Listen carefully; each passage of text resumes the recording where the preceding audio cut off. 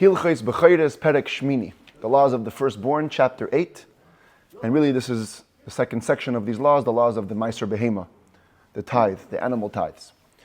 And today we're going to be dealing with mainly mistakes and mix-ups in this counting, because you really have to keep a lot of score. The way it worked was you had to make the pen, like we learned yesterday, just big enough for one animal to walk through at a time, and every 10th one needed to be marked as red, and that was the one that would be a sacrifice, hopefully if it stayed unblemished, and if it got blemished, then it would be given to be eaten in the blemished state. But you have to be very careful when you count it. You have to make sure you're counting right, you're getting the right animals, and there's many, many ways that a mix-up could happen. That's going to be today's topic. What happens if there's a mix-up? What happens if there's a confusion? What happens if some other circumstances comes in, as we're going to see throughout the chapter? It says the Rambam halacha aleph. Hamachnis tzoin ladir. A person brings all his sheep into the pen. V'hischilu lotzeis achas achas v'humeina kamesha b'yarnu. And they began to go out one by one, and he's counting, as we explained. So if all is successful, and just put up a picture just to give it a little bit of an example. If all is successful, this would be number 1, number 2, 3, 4, 5, 6, 7, 8, 9, 10. 10 you would mark red, and then you start with 11 and keep going with all the other sheep. Just ignore these sheep over here on the side. But what happened if he made a mistake? V'ta b'minyan, he makes a mistake in the number, a little bit he was spaced out or thinking about other things, he was distracted. V'kara lashmini oy l'shalemata mimenu asiri. And he called the 8th one. It's supposed to be number 8. He already counted 7. This one was supposed to be number 8, but he calls it 10. Verbally, he says the word 10. Or anything lower than it. 8 and lower, he calls it 10. Or number 12. That means he counted the first 10 beautifully, properly. 11 came out, and then 12, by mistake, he goes back and he says the word 10, or anything past that. This has no meaning. The animals which he called number 10 don't become holy at all. Aval, but we have a special law that we received from tradition from Moshe Rabbeinu, and that is im kara lachi le'achad asar asiri. If you called number 9 or number 11, if you called them 10 by mistake, niskadru, they do become holy. They're right next to number 10. If you mix them up, they become like number 10. So in other words, he said it, but he didn't mark it. Huh? No, let's say he said it and he marked it. He said it and he marked it. But it was a mistake, because it's supposed to be number 9, Right. and he says 10. Or it's supposed to be number 11, and he says 10. Right. So then They become holy. What about number 10? Oh, we'll soon see about number 10. This matter was a halacha that's received from tradition. That's how we heard it, straight from Moshe Rabbeinu. Shahatos miskadshos lemaiser, that mistakes could become holy, like the tithe. Shalamayla mimenu v'shalamata mimenu. The one immediately before and the one immediately after. Number 9 and number 11 could become holy if mistakenly the number 10 is pronounced on them. Avolei shalifneihem v'shalachareihem, but not any further. Not number 8 or number 12. That's too big of a mistake. But a mistake in one will become holy. So you'll end up having 3 holy sheep. Oh, yeah, could be. Afilu, even if, says the Rambam, kara lachi asiri, you called number 9, number 10, and then you remember, you're like, what am I doing? V'la asiri chi, so you went back, but you also made a mistake when going back. You called the actual number 10, you called it number 9, and then in your head you're like, okay, now after 9 goes 10. V'la achad asar asiri, and then you called the 11th one 10. So you did 10, 9, 10 instead of 9, 10, 11. Bein betos, bein bekavana. Whether you did this by mistake or even on purpose, shloshtan mukdashin. All 3 become holy. Now, why do all 3 become holy? As we're going to see in a moment, number 10 always becomes holy. Whether you say it's number 10, whether you don't say it's number 10, it's called asiri mi'elav miskadish. We'll have it literally in a moment. The Rambam's going to say it. Number 10 always becomes holy. And then, because you called number 9 number 10, and you also called number 11 number 10, so all 3 are going to become holy. The heyach dinam, what is the law? How do you treat these 3 animals? Hachi einei kardev. So number 9, which you called number 10, is not offered. Elanechal b'mumay. It's only holy enough to force you to wait till it gets a blemish, and then you could eat it. V'ho asiri meiser, the actual number 10, that you were supposed to call number 10, but you called it number 9, is a tithe, because it's number 10. The 11th one should be treated as holy, not as holy as a tithe. It should be offered as a peace offering. It has to have libations like a regular peace offering. But it cannot create what's called tmura. We'll see in the end of this book that if you have a holy animal and you want to exchange it to another animal, you're not allowed to. And if you do, the penalty is they both become holy. That's called oisa tmura. It effectuates tmura. But this animal, because it only became holy like a tmura, it only became holy because it was second in place to the tithe, so it cannot effectuate further tmura. If you took that and wanted to exchange it, nothing's going to happen. Says the Rambam, a general caveat, when do we say that more than the 10th animal can become holy with this mistake? If the counter, the person who was saying these numbers, is the owner of the animals. But if I make you an agent, I say, here, I don't have time, I have lots of animals, please count my animals for me, and give me all the tenths, and I'll bring it to Yerushalayim. And the shliach made a mistake. Bein b'chi, bein ba'achad, or whether on the 9th one or on the 11th one, ein mekadesh eloho asiri havadai bilvad. Only the actual 10th one is going to become holy. Shalei asa'ohu shliach litasu lahafsid elo lekadesh karoi. This is a major principle in halacha. When I make an agent to do good for me, not to do bad for me. I didn't make you an agent to make mistakes and cost me money. I made you an agent to sanctify it properly. So if you mess up, it doesn't count. Says the Rambam another caveat, and I already put it on the screen. That which we say, that calling number 11, number 10, makes it holy, is only if you call the actual 10th one number 9. You have to first say 9 about this animal, then if you say 10 about this animal, then it becomes holy.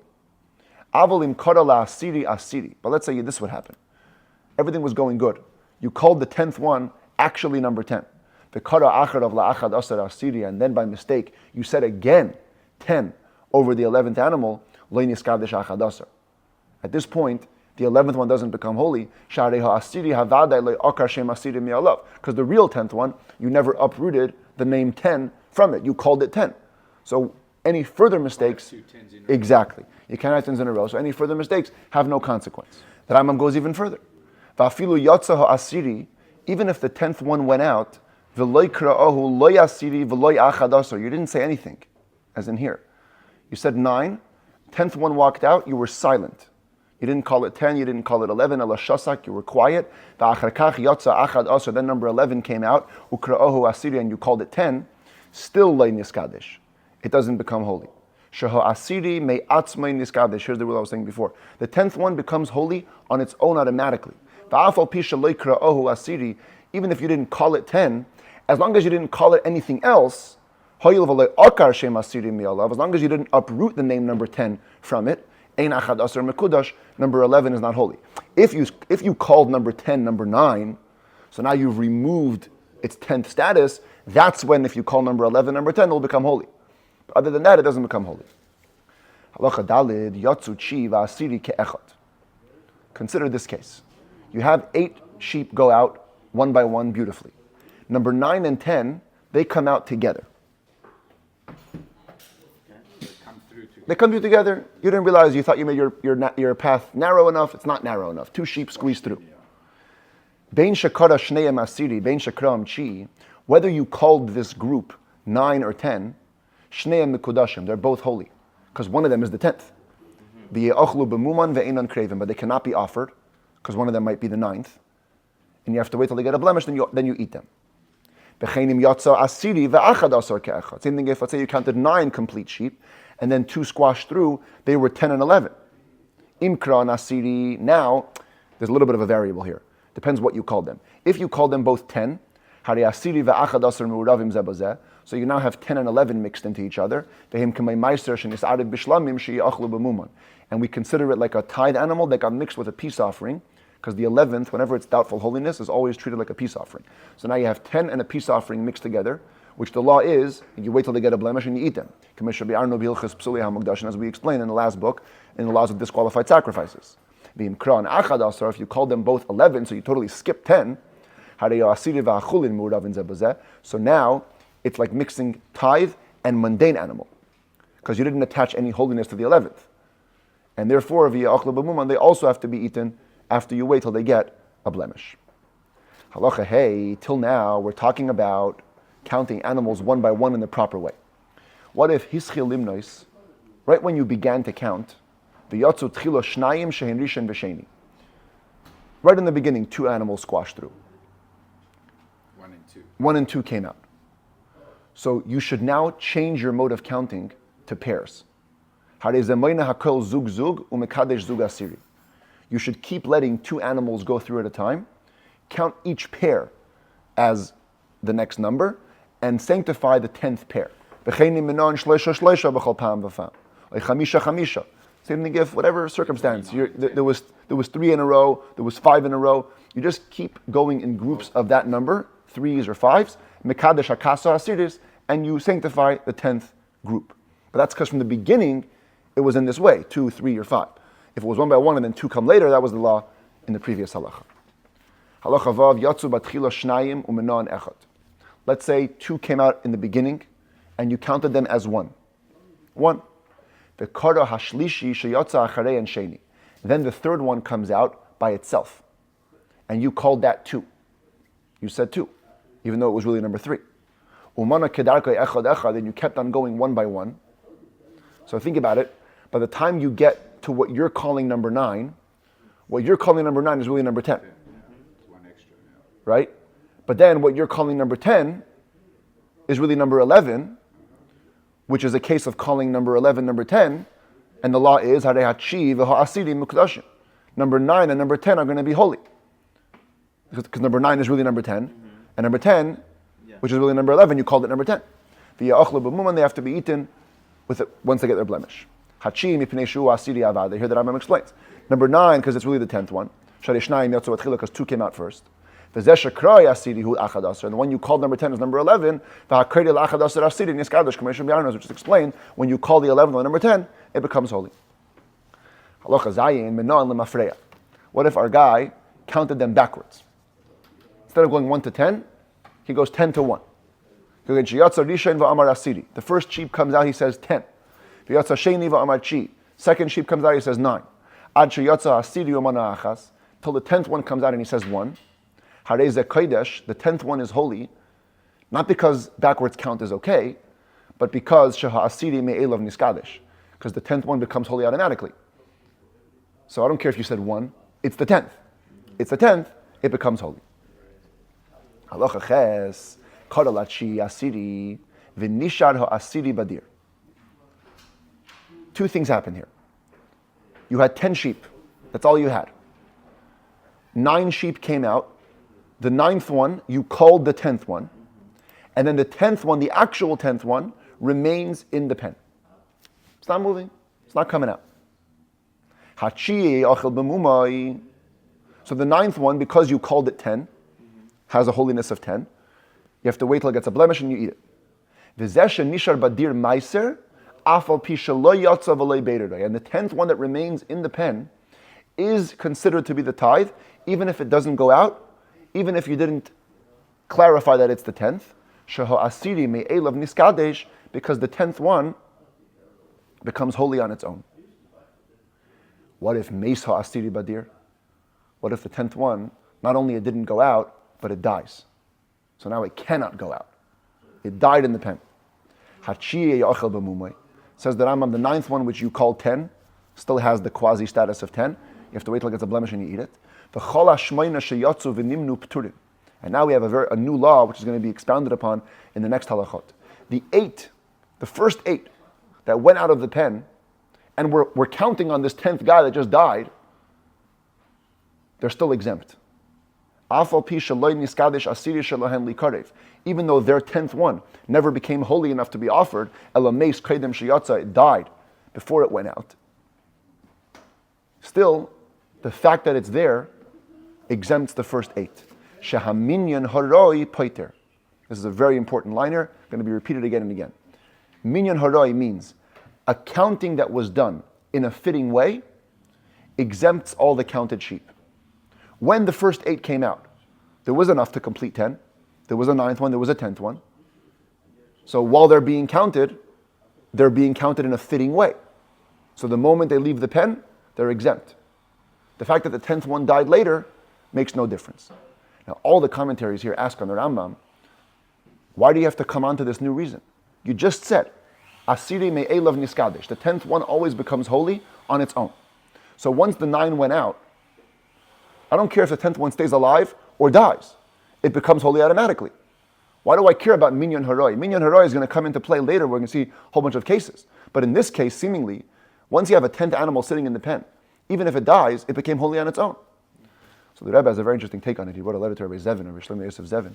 He says that the only time you can say Asiri me'elav niskadesh is if at least the sheep has a potential to go out, and the Rebbe says very possibly that he actually ends up going out at some later point.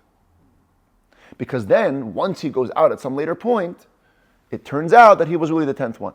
But if he dies, and now he's never going to be able to go out, so now you don't apply the principle of Asiri me'elav niskadesh, because the 10th one only becomes holy ultimately when it goes out. Now it cannot go out. The Rebbe compares it to a case we're going to see in a moment, that if a pen has 2 exits, and one sheep goes out the other exit, it doesn't count. So certainly if it died and it cannot go out, certainly it doesn't count. So therefore the only reason why in this case it would count is because of minyan haroi. Minyan haroi means when the first 8 were counted, they were counted in a proper way, therefore they're exempt. Halacha tes, hichnis asara tloyim ladir. Let's say you put in 10 sheep into the pen. So you were set for a great count. And you begin to count. 1, 2, 3, 4, 5. Meis echad min hamenuyin. If one of the sheep that were already counted died, you can still keep counting and sanctify the 10th one. Even though right now only 9 alive, but he was already counted and then he died. So he's already in the list. What happens later doesn't matter. If one of the ones inside the pen died, so you have 5 outside, 5 inside. One of the inside ones dies, the ones that were already counted are exempt. Here he repeats it again. Counting that was done in a fitting way, it could have technically ended well, it exempts the sheep. Even if you didn't end up separating an actual 10th animal for them. The ones that were left in the pen, he must leave those. He has to stop the count right now. Because now there's no way to finish the 10. So you must leave them to the next goyden, which is the next time that you're going to tithe, and then combine them with other new animals and tithe them again. Similarly, similar principle of minyan haroi, a person has, follow the case here, he has 14 sheep, he puts them all in the pen. And this pen has 2 exits. 4 of them came out and he counted them. 1, 2, 3, 4 on this side. And then he counts 6 in a different exit. 1, 2, 3, 4, 5, 6. Follow this. There's now 4 remaining in the pen.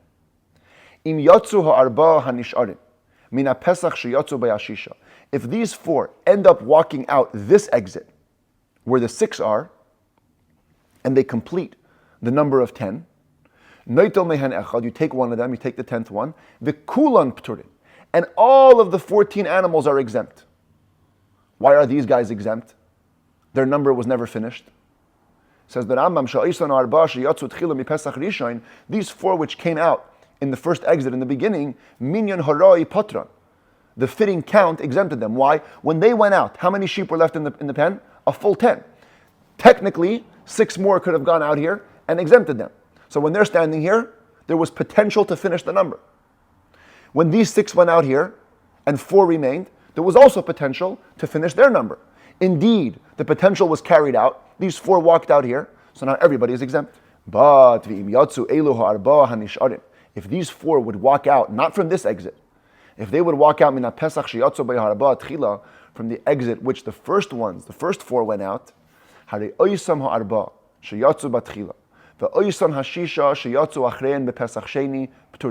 these 4 and these 6 would be exempt. Because each one had a count that was fitting to be tithed. Because when they walked out, there was enough sheep to technically conclude their 10. But these 4,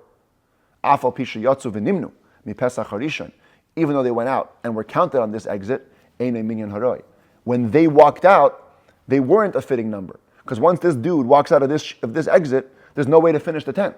There aren't enough sheep. Therefore, these 4 have to go out to another counting later in the year. Let's switch the variables for a minute. Instead of 4 and 6, as the Rambam, it was 4 and 4. 4 went out from this exit, 4 went out from this exit, there's 6 remaining. Here it doesn't matter. If the 6 went out from either of the exits, you just take 1 and they're all exempt. Because once these 4 walk out, they could be finished by these 6. Once these 4 walk out, they could be finished by these 6. The number 10 could be reached on both sides. But what if these 6 walk out in 2 exits? They split up, 3 and 3. So the 8 over here are good. Because when they walked out, there was enough to conclude their number. But the 6 are not.